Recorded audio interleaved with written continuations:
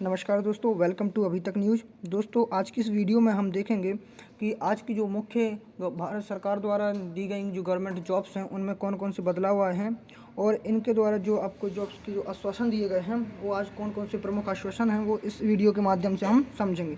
चलिए दोस्तों, वीडियो को शुरू कर दें।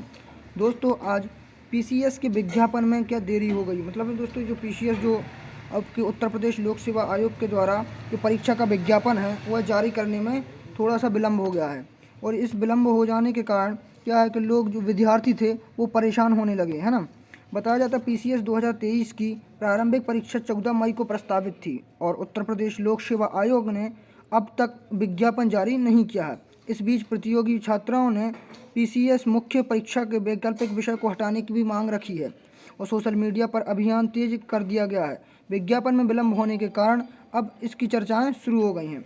PCS का जो मुख्य वैकल्पिक विषय हटाने की मांग को लेकर चलाए जा रहे इस अभियान के तहत प्रतियोगी छात्र मुख्यमंत्री एवं आयोग के अध्यक्ष को लगातार ट्वीट कर रहे हैं और प्रतियोगियों का कहना है कि हिंदी भाषाई क्षेत्रों में अभ्यर्थियों के साथ न्याय हो और मुख्य परीक्षा से वैकल्पिक विषय को पूरी तरीके से हटा दिया जाए।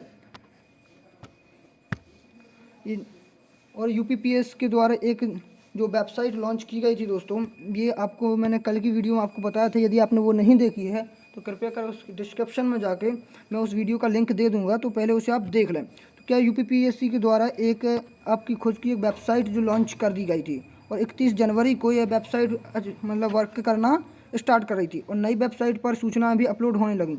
उत्तर प्रदेश लोक सेवा आयोग ने पहली बार किसी भर्ती का विज्ञापन आज जो 15 दिन पहले ही उसे सुनिश्चित कर दिया है। मतलब अब क्या है कि जो UPPSC की जो नई वेबसाइट है उसके माध्यम से किसी भी जो भी नई सूचना निकलती आती हैं वो समय से पहले ही उस वेबसाइट पर अपलोड कर दी जाती हैं। उत्तर प्रदेश लोक सेवा आयोग ने इस साल जो 31 जनवरी को मतलब जो 31 जनवरी को 5 विभागों ने 15 पदों की जो भर्ती के लिए विज्ञापन जारी किया था और आयोग ने इन पहली बार ऐसा हुआ है नई वेबसाइट के माध्यम से कि जो परीक्षाओं की भर्ती का विज्ञापन 15 दिन पहले ही इसकी सूचना उन्होंने वेबसाइट पर अपलोड कर दी है। इससे जो अभ्यर्थी हैं उन्हें बहुत ज़्यादा सहूलियत मिली है और वे समय से परीक्षाओं की तैयारी कर सकेंगे। यह सूचना आयोग की नई वेबसाइट पर अपलोड की गई है, ठीक है। और इस जो वेबसाइट लगातार जो अपलोड हो रही है इसमें जो पद हैं वो भी आपको पहले ही शो कर दिए जाते हैं कि आपको किस पद के लिए आवेदन करना है। इसमें अशासकीय महाविद्यालयों में विज्ञापन संख्या 51 के तहत असिस्टेंट जो प्रोफेसर थे जिसमें 1017 पदों पर भर्ती होनी थी। भर्ती से पहले महिला महाविद्यालय PG कॉलेज किदवई नगर कानपुर में असिस्टेंट प्रोफेसर संगीत गायन का एक अनारक्षित पद का अधिचालन हुआ और इसकी भी सूचनाएं अपने आयोग के द्वारा नई वेबसाइट पर पहले ही लॉन्च कर दी गई हैं।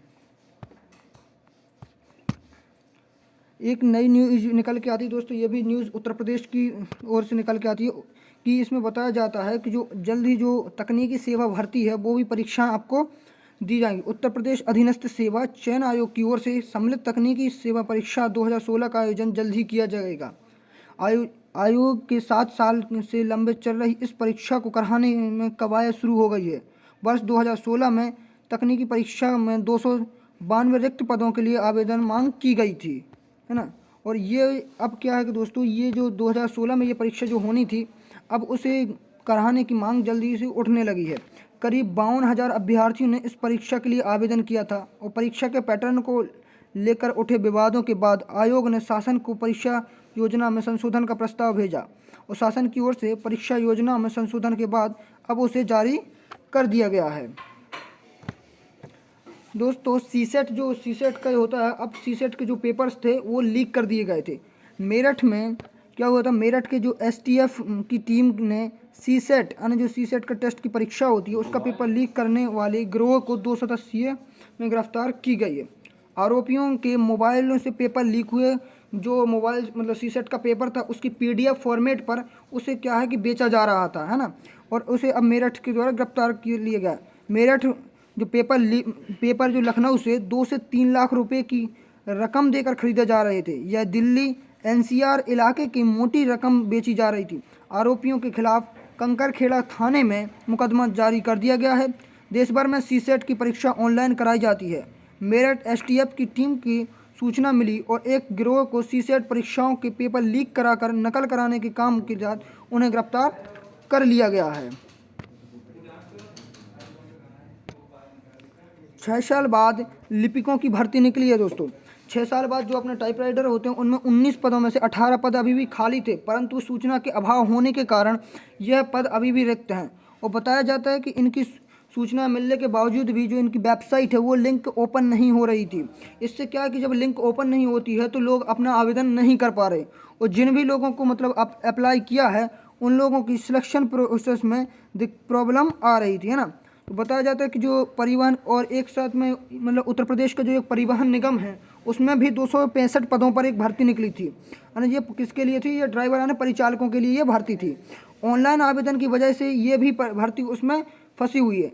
निगम के मॉडिफिकेशन के बाद भी 16 जनवरी तक आवेदन मांगे गए थे, परंतु सर्वर जो था वो क्रैश हो जाने के कारण आवेदन की जो लिंक है वो ओपन ही नहीं हो रही हैं, जिस कारण से जो परिचालकों की भर्ती है वह हो ही नहीं पा रही है। और परिवहन निगम ने 16 तक जो मांगे का आवेदन किया था वह पूरी तरीके से प्रोसेस में रह गया और ना ही इसे आगे बढ़ाया गया है। ठीक है। इसके बाद दोस्तों जो आपकी रेलवे की ग्रुप डी की भर्ती हुई थी उसमें जो फिजिकल टेस्ट चल रहा था, इसमें क्या है दोस्तों, पर डे लोग उसमें असफल हो रहे हैं, क्योंकि जो रिक्वायरमेंट थी उससे 3 गुना ज़्यादा अधिक भारतीयों की फिजिकल में आए हैं। नौकरियों की जो लगाई गई दौड़ में से 794 ही सफल हुए, बाकी व्यक्ति 1500 में से फेल हो रहे हैं, है ना।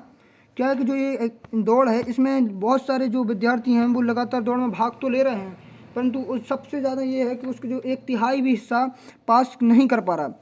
465 अभ्यर्थियों के कदम लड़खड़ाए, मतलब 1500 विद्यार्थियों में से 465 विद्यार्थी ऐसे रहे जो उस मतलब दौड़ में भागी या फिर परीक्षा में पूरी तरीके से सफल नहीं हो पाए।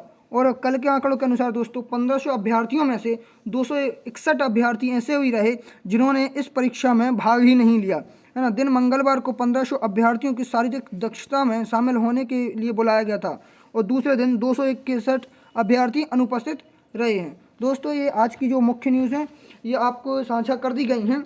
यदि आपको ये न्यूज़ पसंद आती है तो हमारे चैनल को सब्सक्राइब कीजिए और इस वीडियो को लाइक कीजिए। धन्यवाद दोस्तों इस वीडियो को देखने के लिए।